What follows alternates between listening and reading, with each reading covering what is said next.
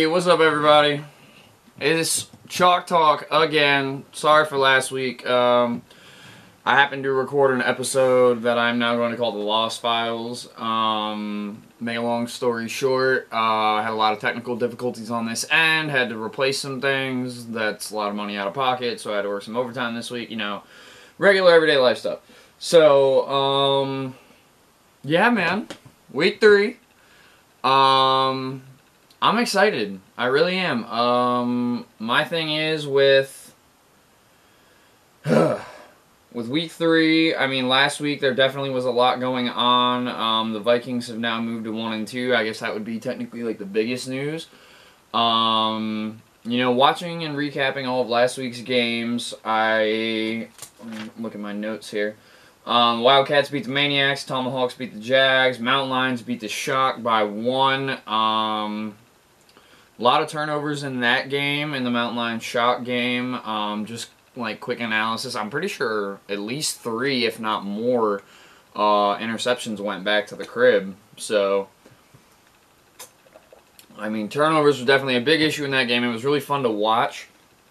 So, you know, that's always a good thing. But, I mean, I think overall, you know, D-backs Comanche was a good game. Comanche came out with a W there. Rage versus the Gorillas. Rage by forfeit.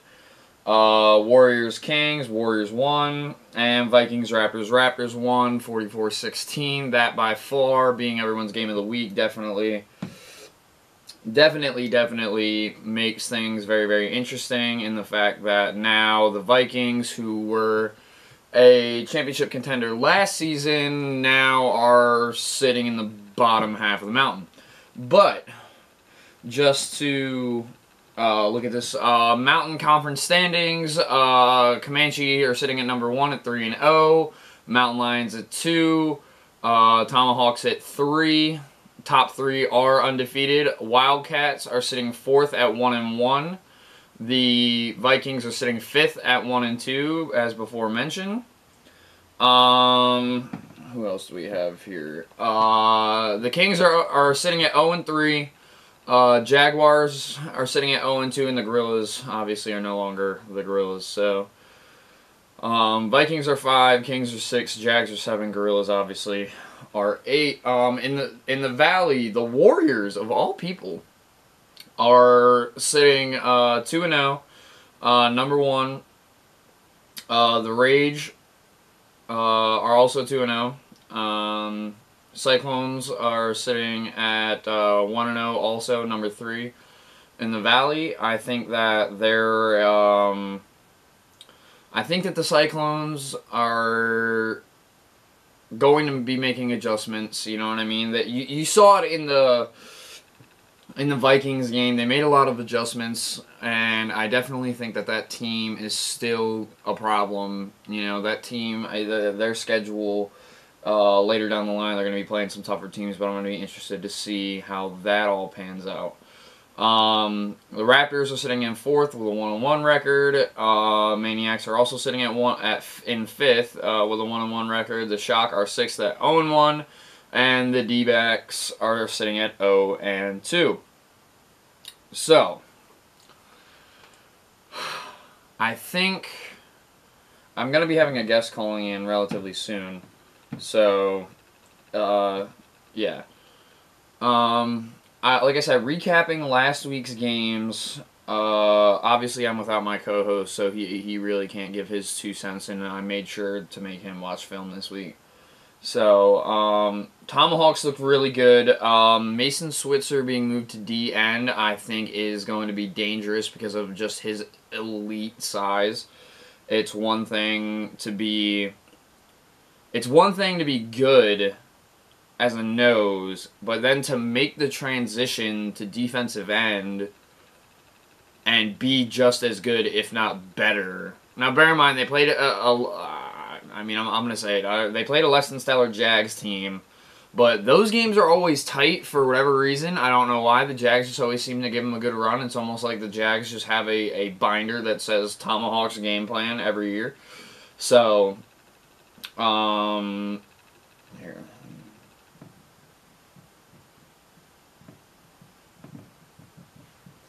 But I do think that at the end of the day, with all of the conference standings and everything being said, I do think the Jags do have potential to get out of the basement, just because, and I hate to say this, but they're gonna have to see the Wildcats at some point, and I'm not sure how much firepower the Wildcats really have. On the list for today, speaking of Wildcats, on the list for today, Wildcats coach Joe O'Connell is going to be calling in around 6 p.m. So, I'm recording this at about 5:30. My other guest should be calling in here relatively soon. I think that at the end of the day, I love the Wildcats, but I think they just lost too much. I think this is definitely going to be classified as a rebuilding year for them. And looking at the games, you can kind of tell that it looks like there's a lot of new guys. It might either just be new guys or guys coming from other teams, but I'm not seeing, outside of Andrew Schaefer at quarterback, I'm not really seeing a whole lot of, familiar faces. We'll say that. I'm not seeing a whole lot of familiar faces. I mean, you have Shahad Harris in the back end of that defense. That's about it. Going down the list, teams that definitely intrigue me, the Vikings bouncing back. I mean, Vikings this week, for this week's upcoming games, the Vikings have, I was almost going to say Vikings Raptors. I'm like, no, that was last week. Vikings have the Jags, and again, the Jags are a really scrappy team, so, here we go. Hello. What's up? How's it going? Ladies and gentlemen, this is Coach Simerson of the NEPA Shock, and you're the GEFA president, right? Yeah, with ED. Okay, there you go. All right, Coach, well, how you doing? I'm doing good. How you guys doing? Oh, man. I am co-host list today. Arthur had to work, so you just got me today. No. Leave it to Arthur. Yeah, always Arthur. It's always something with that kid. All right, well, I already kind of promoed last week as I'm gonna call it the Lost Tapes. It'd be like Watergate. So. Yeah, a lot went on. Yeah. So, I already kind of recapped last week's games, and also, I mean, you guys covered it on your show on Monday, so, I mean, there's really no point in beating a dead horse, but I definitely want to get your opinion on this week's games, if you're willing. Yeah, that's fine. Alright, cool. So, Maniacs, Kings. I personally picked the Kings. I think it'll be a couple score game, but I still think it'll be a ball game. I called it 35-21. What do you got? Now, I never have my scores with me, but I took the Kings on this one. They got a new running back, a new receiver this week. The new running back, he's a monster. He should be able to help with some of the struggles that the offensive line from the Kings have. And if there's not a hole for him, he's going to make one.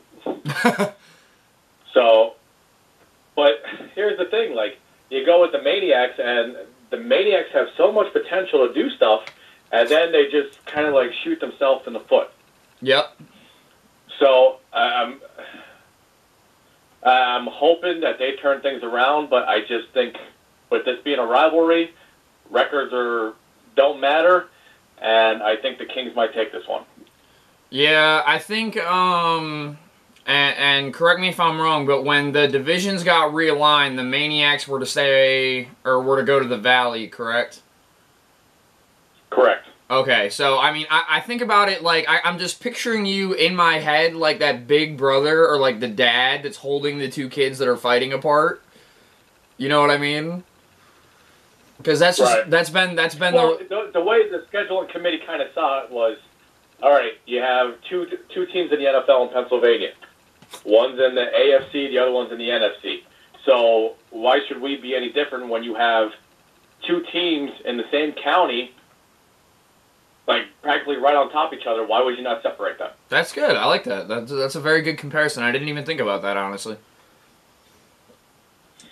All right, so Jags Vikings. Vikings dropped the ball a little bit against the formerly Reptars, now Raptors. What do you think? Yeah, the Raptors gained their stripes in the league. Yeah. I don't know. I figured the game with the Cyclones and the game with the Raptors could have went either way. For great news for the Vikings, they're both non-conference games. Yeah. So they could run the table in their conference and still be the number one seed in their conference for playoffs. So I don't really think losing to the Raptors and the Cyclones really could affect them that much. So I think they're going to come back, regroup, and bounce back on this one. Okay. I agree with that. I have a 48-21 score for the Vikings in that game. I respect the Jags. They're a scrappy football team, but I think the Vikings are almost due for a win. 2 straight losses for that team is just very unlike them. It's very uncharacteristic, and I think they're going to work out some of the kinks this week. Right. So, I agree there. Yeah, for sure. So, this is my pick for game of the week. Mountain Lions, Cyclones. And I believe this is in DuBois. Here's the whole thing with the DuBois, and that's when, just coming from us playing them, DuBois is very physical, very big up front. Jake Terry's finally settling into his groove. There seems to be getting away from a run-heavy offense, but they still gave up 52 points to the Shock. Mm-hmm. It wasn't like the ground and pound where they just dominated the Shock. The Shock had 8 turnovers in that game. A bunch of them went for touchdowns, too. Yeah. So, for the Shock to only lose by 1 point when giving up 8 turnovers, I don't want to crown the Mountain Lions yet, but I think they're finally getting back to being somewhat close to the boys of old. But I still think the Cyclones are going to take this one. Similar thing. I definitely agree with you on the Jake Terry point. The kid looks like he's playing with all the swagger. It looks like he robbed Gronk of all of his swagger now that Gronk has retired, and the kid's just he's playing different. I do like what they did with their offense out there in the realm of it's a very change of tempo offense because they'll throw 3 receivers on the field and then they'll go double tight set the very next play and run the ball down your throat. Mm-hmm. I think that on the other side of that coin though, the defense is still got holes in it. You know what I mean? So, my big thing is can DuBois kind of, in a way, band-aid that problem a little bit and not have a sieve for a secondary and just letting everything go over their heads. But on that note, I picked the Cyclones to win 63-40. I think it's going to be an offensive showcase for sure on both sides of the ball. Right. The Mountain Lions are definitely not going to get shut out in this one. Absolutely, 100%. So, the next game, which I know is a lot of people's game of the week, our 2 teams squaring off, Shock versus Comanche. I think I already know who you're picking, and you already know who I'm picking, so I think we're just going to leave that one there. That sounds about right. Yeah. So, next game, Gorillas versus Raptors. Gorillas by 100. Rage Wildcats. This is the intriguing one to me. See, this one's a tough one. It all depends on how well the Wildcats travel to New Jersey. For sure. Wildcats made a lot of big moves during that game against the Maniacs last week. Yep. But they didn't do anything to really, like, separate set themselves them apart. Yeah. They definitely didn't separate themselves. They just came out with and executed more plays than the Maniacs. For sure. Now, the Rage, from what I watched with them, is they're old school. They have John Thielion, who was the head coach of the Stallions at one time, and Frank Cicino, who was the head coach of the Bayshore Brawlers at one time. And they've got a running back who is a monster. I don't know if the Wildcats are going to travel well to begin with or have that size to be able to stop them. I can agree with that. I mean, I think the X factor for me in this game watching film is going to be the Rage wide receivers. Right. Because watching the Rage Kings film, the Rage wide receivers did everything that they were supposed to do.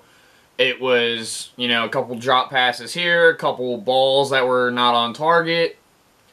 If the Rage wide receivers can create enough separation in the secondary, I think it'll take pressure off that running game, and I think, you know, they hand it to that big running back they have the whole second half and just throw the ball in the first half, you know what I mean? I think it's, I mean, obviously it's their game plan, but I mean, that's what I would do in that situation because... Right.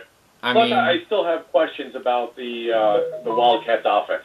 I know they have that big play wide receiver out there in J.R. Taylor. Yeah. But my question is, who's going to be throwing the ball? Exactly. They've been showing the past 2 weeks that they've been bouncing back and forth. At times, the offense doesn't seem comfortable. So it's going to be interesting to see what the Wildcats do and how they're going to show up for it. Yeah. I mean, and again, I mean, I picked the Rage to win. I think I called it a 36-14 ball game. I think it'll be, you know, I think the game will be a lot closer than the score, you know, it kind of shows. But I just think, like you said, at the end of the day, the Rage are really old school. There's a lot of size that you got to deal with, and to deal with that for 4 quarters is just, I don't know if the Wildcats have the personnel to handle. Right, and the biggest concern is it's in New Jersey. That's a trip. Oh, yeah, for sure. Actually, ironically, I have Coach O'Connell of the Wildcats calling in on his trip out to Jersey. He's calling in about 20 minutes. Oh, is he? Yeah. I got a whole laundry list of questions for him, don't worry. I want to know, because, I mean, if I had to pick a sleeper game of the week, it's Rage Wildcats. I mean, every other game, in my opinion, is fairly clear-cut. I don't know, Raptors Gorillas might be pretty interesting, but Rage Wildcats to me, like, that's just... I think the big thing is, and I know you guys touched on it a little bit on your show on Monday, is, are the Wildcats going to let Schaefer, the quarterback, ride if something goes wrong? You know what I mean? Yeah. Are they going to let him sit? Are they going to let him, okay, you know, I threw an interception. Okay, come off the sideline, get it back, or are they going to just yank him? You know what I mean? Schaefer is one of those old-school Brett Favre-like quarterbacks. He could throw 1,000 interceptions, and he'll act like he's never thrown one on the very next play. Exactly, 100%. But, I mean, it is on the coaching staff, though, if they really want to put him back out on the field. So. Yeah. But, regardless of the point, I think it'll be an interesting game. Yeah, absolutely. Well, it's a lot of interesting games this week, especially when you have a rivalry game like Kings Maniacs. For sure. You have the old rivalry in Mountain Lion Cyclones, yeah. Those between the oldest team in the league, the Wildcats, and some of the old school coaches that and players that the Rage have. You got the Comanche Shock, which should be an amazing game. I'm hoping, at least. Right. We don't have 8 turnovers. But I mean, if you want to give us 8 turnovers, I'm not going to say no. Are the Tomahawks playing anybody? No, I believe Tomahawks and Warriors have bye weeks. Warriors are bye? Yeah. Yeah, and it'll be interesting to see how the Vikings bounce back. I mean, if there's ever a game for them to bounce back to, it's this one. Yeah, I mean, but on the flip side of that, though, I mean, the Jags are a scrappy team. The Vikings are on a 2-game losing streak, which I never thought I would correlate those words together when it came to the Vikings. But, I mean, I'm sure there's confidence issues on that Viking sideline a little bit just because they're like, man, we really just got our butts kicked 2 weeks in a row. You know, we have injuries at key positions, like, you know, can we really do this? And, you know, that might be just enough for the Jags to make it interesting. Right. I agree there. I absolutely agree there. The Jags are never going to lay down. You can put 75 on them, and they will still act like it's 0-0. That's the great thing about the Jags. Yeah, they're not one of the best teams in the league, but they have a lot of heart. For sure. And eventually, they're going to get there. They're going to get it together. They're going to put a plan in there, and it's going to start working for them. Absolutely. But until then, they got to feel around and keep moving forward. Yeah, and I mean, and to top off interesting games, I mean, what's more interesting than Mountain Lions Cyclones? I mean, how many championship meetings have these teams had? How many times have these teams seen each other? I think that's a very, very... I don't want to call it a rivalry game, but I think it's very, very close to being in that realm just because they're so familiar with each other throughout the last, 5 to 7 years. Think of it this way. The last time the Cyclones lost in the GEFA was 2015 to Mountain Lions. Yeah, I think that... The last time the Cyclones lost. I think there's your headline right there for the newspaper, for the GEFA newspaper. All right, Coach. Well, you got anything else to say to the people? No, just be safe this weekend. No fighting. Nah, I can't guarantee that. Normal. With respect and class, that's all I ever ask. Yes, sir. And have fun. Yeah. Why you guys have to be up in Dixon City, man? It's a 2-hour-plus drive for most of our team, man. It's a 45-minute drive for me. Oh, my God. I drive the Warriors field 10 minutes away from mine. Oh, Lord. From my house. Oh, so Lord. I go 45 minutes in the other direction. All right, Coach. Well, you have a good one, all right? All right, you too, brother. Bye. All right, have a good one. Call ended. Well, everybody, that was James Hymerson, again, NEPA shot coach, league president. That was a good conversation. I always like talking to him. I mean, even though I originally wanted this to be more of a players only show, but you kind of have to have you kind of have to just be able to open up and get views from everybody else. I do have Coach Joe O'Connell of the Wildcats calling, and definitely just thinking about analysis of that game. The Wildcats do have some size, and Call ended. It's one of those things that. Can you really stop the rage? And when I say that, I mean, like, look at that offense. Like, they run the ball a lot. Their quarterback is a massive question mark, which, I mean, for a lot of teams in this league, the quarterback is a question mark, on a week-to-week basis. But I don't know if you could even say that, all right, the Rage are for sure going to hang 40 on them, because I don't know if they will. I really don't. I think, this game could potentially turn into a shootout. It could potentially turn into whoever scores first wins. I mean, it could definitely be any one of a multitude of scenarios. And I definitely think that, to make a long story short, I definitely think that with the given, climate with the Wildcats and the fact that they've lost a lot of pieces and the fact that they've had... a multitude of, like I said, people coming, people going. I don't know if it's going to be enough. I really don't. I definitely think it'll be an interesting game, though. That's for sure.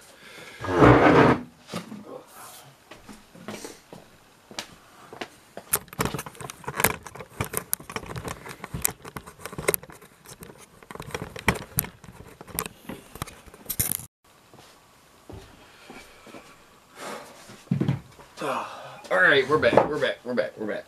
But yeah, so again, just to kind of reiterate some earlier points, I see, like, I mean, here I'm gonna make a call real quick. Not an actual like phone call, but I'm gonna make a little bit of a call out real quick. This goes out to the Moshannon Valley Vikings. I understand, you know, you guys have had injuries in key areas and everything else, but I do think that it is very important for you guys not only A, study, be ready, all that stuff, but hang 70. Because like Coach Simerson said, the Jags don't care. The Jags really don't care. If it's 70-0, they don't care. If it's 14-14, they don't care. But for a confidence standpoint, I think the Vikings have to hang, you know, 50, 60, 70 points. Just for a morale standpoint. Because at the end of the day, you know what I mean? If you're a team that has injuries to key players and you've been trying to like patchwork, move it together, if I'm on that team, I'm worried week to week about everybody we're playing just because you don't know what's going to happen. I mean, any given Sunday, any given Saturday, any given whatever day that you do anything, you could lose. And I wholeheartedly subscribe to that thinking. Like, you have to go into every game assuming that you're going to win. And I do believe the Vikings are going to do that. I believe they have too many good players over there. Malik, Justin, Sean, Steve, who else is over there? Ryan Watkins. Like, they have great players. They do. But can it all come together? And I understand, you know, listening to the other show and, you know, Coach Marlowe and everything else and watching film, you can almost see there's not a whole lot of cohesion out there. You can just kind of see it. My thing is that will it come together this week? Because if it doesn't come together this week, and the Jags being a scrappy team that they are, that could low-key be a ball game. I mean, if it's a 48-21 even, that's a moral victory for the Jags if they put up 21 points on the Vikings defense. It is. If we're being completely honest here. I definitely think that, like I said, Mountain Lion Cyclones, the storied history between those two teams. And to reiterate on a point I made earlier, the DuBois clearly has overhauled their offense, and it leaves their defense with a hole. That, you know what I mean? You have to be balanced on both sides of the ball. You know what I mean? Like, if you have a bend, don't break defense, great. But make sure you have the firepower on offense to back it up. And I think it's the opposite. I think DuBois has more than enough firepower up front to just absolutely put points on the board. You know, they could blow out any bottom tier team in this league. I feel like DuBois hangs, you know, 50 plus, 40, 50 plus on them and keeps it within, you know, 10. You know, no, and that's no shot at the Diamondbacks, but I was just thinking about that score, like 40-9. That's DuBois' identity. They're gonna hang 40 plus on you and keep you under 10 points, and you're gonna have to deal with it. That just is what it is, and it sucks. But I definitely think that with the Cyclones losing a lot of pieces, the Mountain Lions are. See, I hate to say this. The Mountain Lions are kind of 2 seasons-ish removed from their quote-unquote rebuild. And now that they've overhauled stuff, I mean, they could still technically be in a rebuild, I guess, if you really wanted to call it, because obviously that defense still has holes, so they're going to need to find pieces to fix that later down the line. But I definitely think that, you know, and just giving my quick analysis on it, I think that the Mountain Lions have a shot in this game.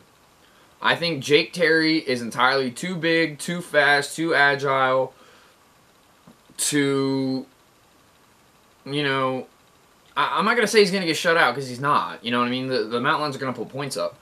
The question is A, how many points, and B, you know, will it be close? And my thing is, and again, I guess you could call this a challenge, you know, is Jake Terry going to play all 4 quarters?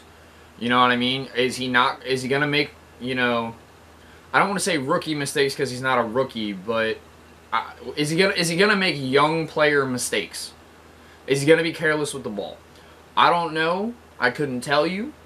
I've watched him on film. I've seen him make absolutely beautiful passes, but when you're playing a team who perennially has had a defense that is always good, when you're playing a team who has had a defense that has set records, now bear in mind, old pieces were there, new pieces are now there, you still have to look at that. You know what I mean? I'm not so worried about the secondary as much as I am the DuBois O-line, because if Jake Terry's running for his life all game, does it really mean anything? And then you kind of have to go back to run the ball, run the ball, run the ball, run the ball, run the ball, run the ball. I still think the Cyclones are going to win. I still love everything the Cyclones are doing. Their pass rush is as deadly as ever. Linebacker, secondary, obviously, new pieces are in there, and it's very, very difficult to judge that whole defense off of one game. But, I mean, they did a really good job stopping one of the best athletes in this league, Malik Breon, and, Sean Steve and company over in Moshannon Valley. I think it's very important that I say this now. I still think the Cyclones are going to run the Valley.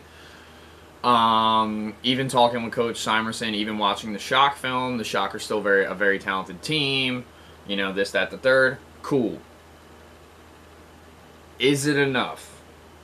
I mean, because let me pull up the standings again one more time.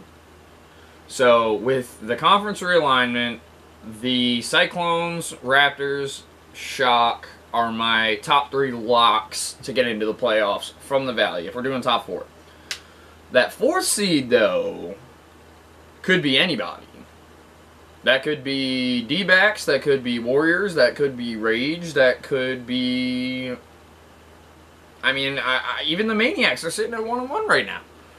You know what I mean? I think the Valley, with the Comanche being moved up into the mountain, I think that this is now a much more balanced Valley conference, top to bottom. I think that at the end of the day, the crossover games are... there's a lot of intriguing crossover matchups, and there's also a lot of intriguing in-conference matchups, because, later down the line, Rage Warriors, that would be an interesting game to me. But then you look at it in the mountain, right, and comparison to this week, Jags Vikings, that's a conference game. That means a lot. Like I said before, the Vikings really should be hanging 70 here. Whether they do or not, we'll see Saturday. The Jags are a really scrappy team. Who else is nope, Rage Wildcats is a crossover. Everything else is a crossover. I don't know, no good. But yeah, I mean, Shock Comanche, again, that's a lot of people's pick for game of the week. Me personally, I'm not going to comment on the game. I do think it's going to be a ball game, though. I mean, every year that the Comanche have played the Shock, since I've been in this league, so I'm a third-year vet, well, third-year-ish vet, still on my rookie contract if it were the NFL. What was I going to say? Oh, yeah, so every year that we've played them, it's been a close game. Like, when we played them my first year at their home field, it was... I think we were up at halftime. I'm pretty sure we were up at halftime and they ended up beating us by like 2 scores. Last year, they beat us by a score. Now it's just like, oh, man, come on. Like, let's do something about this, you know what I mean?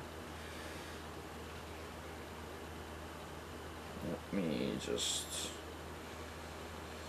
look at something real quick. My other guest should be calling in.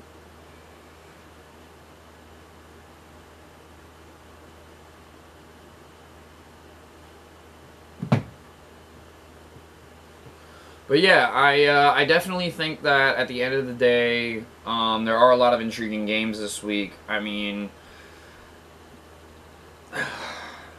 Maniacs Kings intrigues me a little bit just because the Kings are sitting at 0-3. The Maniacs are at 500. Here's my thing with the Kings. Even with Coach Simerson saying, oh, they got a new receiver, oh, they got a new running back, that does not stop the fact that their O-line is letting everybody through. That does not stop the fact that the Kings' quarterback play hasn't really been that great.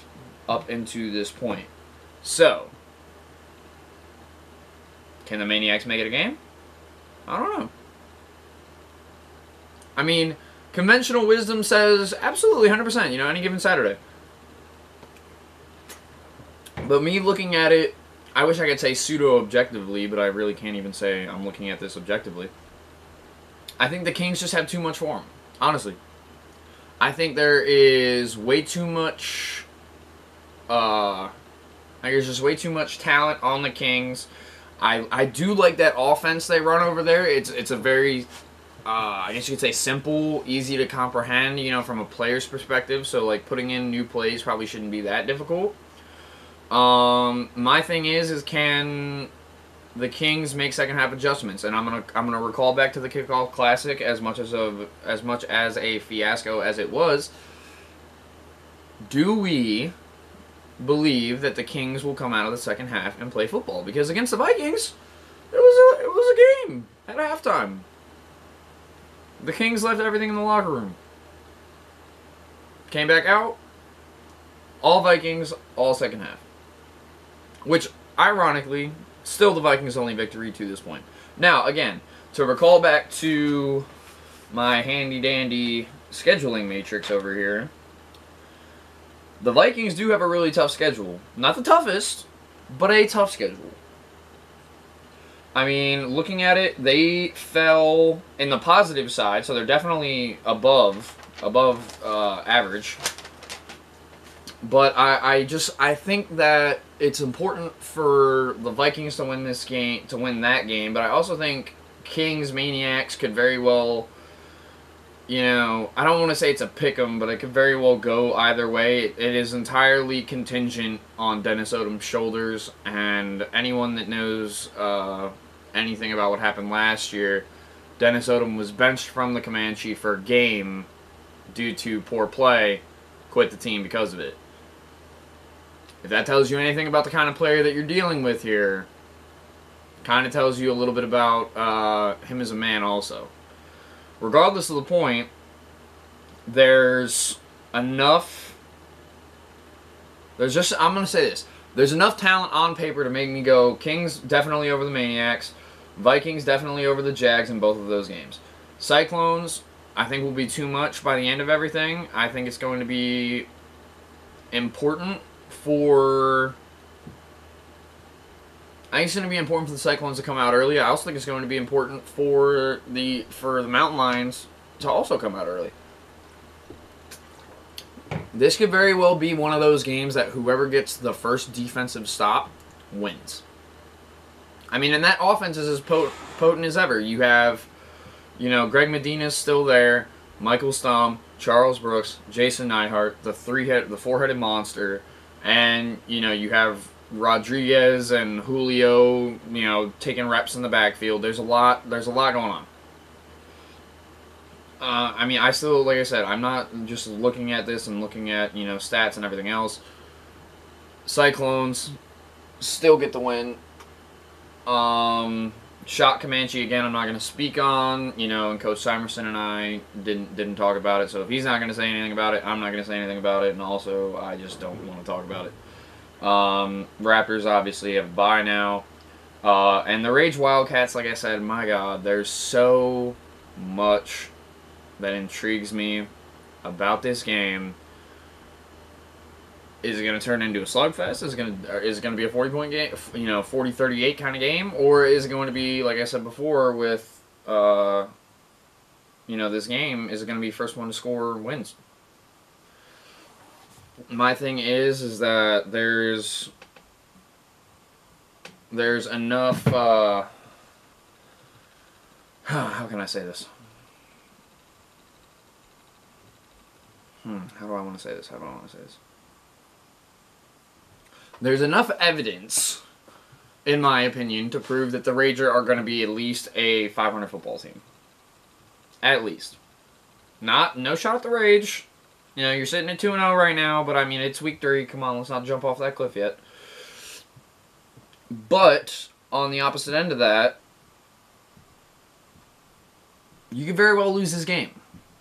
You know, I mean, as much as You know, the Rage did look impressive against... Who's hitting me up? Oh, okay. As much as the Rage did look at least impressive against the Kings, I can't really, you know, call home and say, hey, guys, this team out in Jersey is crazy. I think they have the talent. I think they have the athletes. I think they have the size. On the flip side, the Wildcats, like I said before, they have had a lot of coming, a lot of going. It is what it is. The biggest thing here is establishing I would say establishing an identity for both teams is gonna. It's one of those things that the Wildcats, we don't really know what they are. The Rage, same thing. You can just tell they like to run the ball. I mean, if that's gonna be their identity, fine, cool, have at it.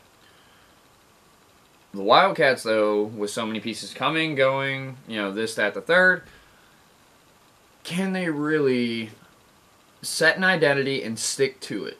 And I think that's going to be a testament to the coaching staff. So, guys, I was going to have Coach O'Connell call in of the Williamsport Wildcats, but I've been recording for, I don't even know, probably like 45 minutes.